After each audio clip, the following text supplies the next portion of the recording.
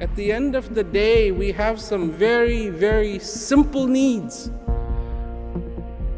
And these needs,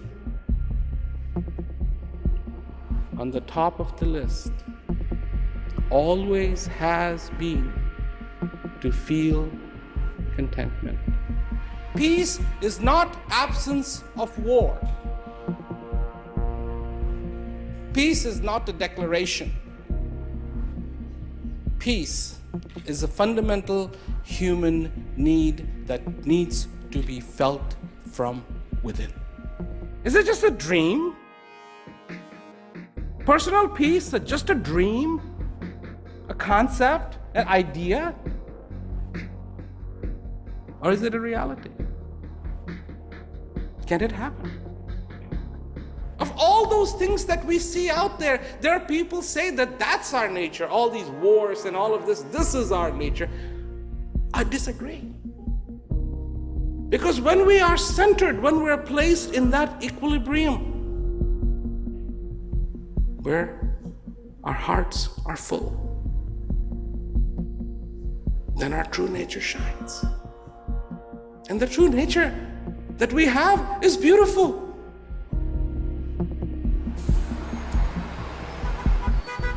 For more than 40 years, Prem Rawat, or Maharaji as he is more commonly known, has dedicated his life to bringing a simple message of peace to people all around the world. Through his work, hundreds of thousands of people of different cultures and nationalities have been able to experience peace, beauty and fulfillment within their own lives. We're looking at this world and it's like, this is something that really is missing. We need this, we need peace. And having somebody like Maharaji that is relentlessly speaking about peace, starting with every single person, every single human being, it is a message that is getting called. People are listening. It seems like some people in these forums, they're finally actually realizing that they can't do it on their own. You cannot just say, be happy and do this and be happy, make a rule for it.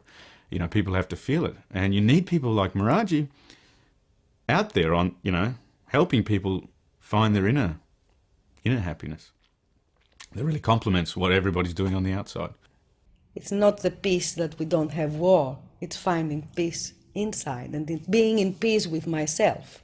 And then how can I not be in peace with you if I'm in peace with myself? So that's what I think that he's talking about.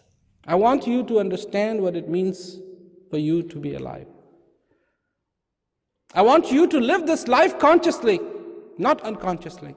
I want you to accept the goodness of every single day. I want you to squeeze the joy that is held in every single moment and have it for the rest of your life. I want to introduce you to a friend that is inside of you, which will ensure that you will never be lonely for the rest of your life. I bring too much good news for people to accept. I say to people, I have good news for you. You are alive. And people look at me like, what? You dragged us out here just to tell us that?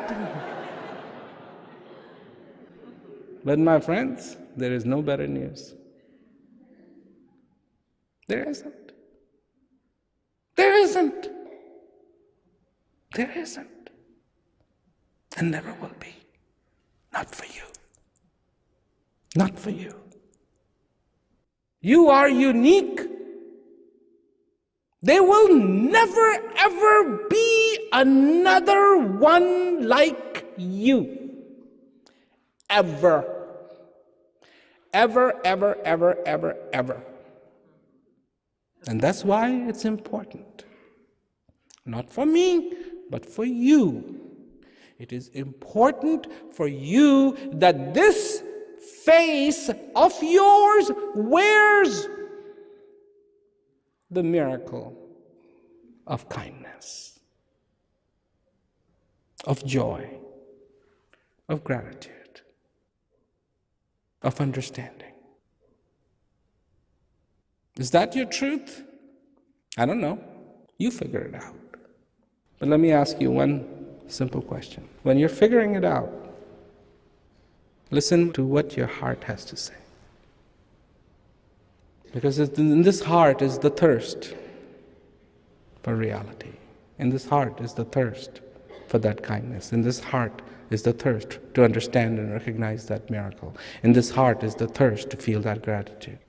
Listening to him, he made me aware of a part of me that I don't think that I had addressed or been in touch with maybe since my childhood. And he made me feel a simplicity and like feelings that I could remember feeling when I was like 10 or 12, playing outside on my own. It was really, really strange. So it was almost like my heart was this thing that had been almost, I mean, it's horrible to say, but like packed down in a box and put in the attic or, you know, for some years. And he was this wonderful person coming along saying, by the way, remember that box you packed away a few years ago? The joy that I was feeling was actually emanating from my heart, and I couldn't put my finger on it. I mean, where's your heart? Tick, tick, tick. Yeah, okay. But where was this feeling coming from? And it was coming from somewhere inside of me. And I mean, to me, that was a powerful realization, very life-changing, because then I realized, well, this is why I'm investing so much time in listening to this message and listening to this man, because he's touching that part of me that the ancient philosophers and poets have all talked about, the heart, and it's real. And it was like, here I am, maybe 1999, sitting outside my house in suburban Brisbane, and I'm feeling it. And it was like, wow, this is amazing. I mean, this is real. It was so real. A human being without peace is not complete. In an average year, Prem Rawat will speak at over 100 different meetings and events all around the world. In the 4 decades that he has been engaged in his work, it is estimated that he has addressed over 12 million people. The world will tell you this is what the world needs, this is what the world needs. More recently, through the Words of Peace global TV program, his talks have become regularly available on television in over 40 different countries. Now, in any one week, his message can be reaching up to 10 million people. Within a 3-month period where I watched videos consistently, I felt like I began to know more about myself than I ever had in any time in my life. And I felt like I was discovering things about me that I never knew was there. Each time I listened, I had a slightly new perspective on what he was saying. Each time I approached his message again, I felt something in me shift a little bit. It is so important for me to listen to what he's saying because it's a reminder constantly about that opportunity that I have every day. Prem Rawat's concern for the well-being of people around the world extends beyond the promotion of inner peace. The Prem Rawat Foundation, TPRF, which he founded in 2001, also works to support the provision of nutritious food, clean water and eye care to people in some of the most impoverished parts of the world. He designed the innovative Food for People program to help people break out of the cycle of poverty by providing them with the basic needs of nutritious food and clean water. He noticed that, particularly in this rural area, in the Bantoli village area, that the children, although they were happy and seemed okay, they just seemed really thin, really malnourished. And he decided to start a facility there, which he called Food for People. This project was done in collaboration with the village elders, and the people of Bantoli looked at it as their project. So they were very happy to be part of it. It was really heartwarming to see that these children could now come back and continue their education. Food for People programs are now being implemented in India, Nepal and West Africa. In its work, the Foundation partners with local and international organizations to ensure that aid is provided directly and efficiently. It works closely with local communities and places a strong emphasis on not interfering with cultures and religions and respecting each individual as a human being.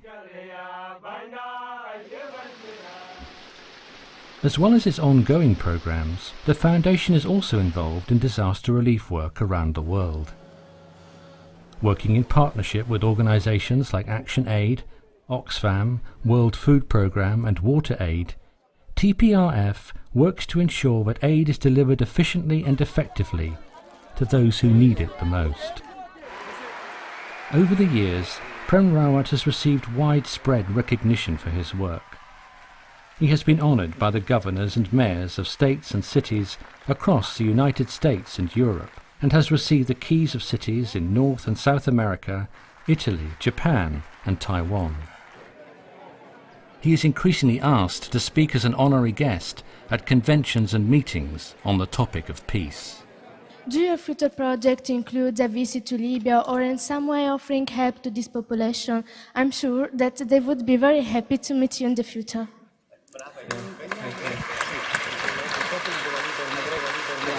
I really feel that that's very heartfelt. I travel around the world wherever I'm invited and wherever I feel that I can help. So I would be very honored someday to be invited to Libya and to go there and to talk to the citizens of Libya. That would be wonderful. Because fundamentally, my message does not reach into the realms of religion or philosophies or cultures. It reaches for the heart of every human being. I'm deeply, deeply thankful for him bringing peace and happiness into my life and unpacking that box where I had put my heart aside a bit, and made me see that I can have it all, that I can listen to my heart. I can have this beautiful, beautiful feeling of being alive in my life, and I can do all the other things that I do in life, and there's no conflict. He's never asked me to choose anything. He's never actually asked me to do anything.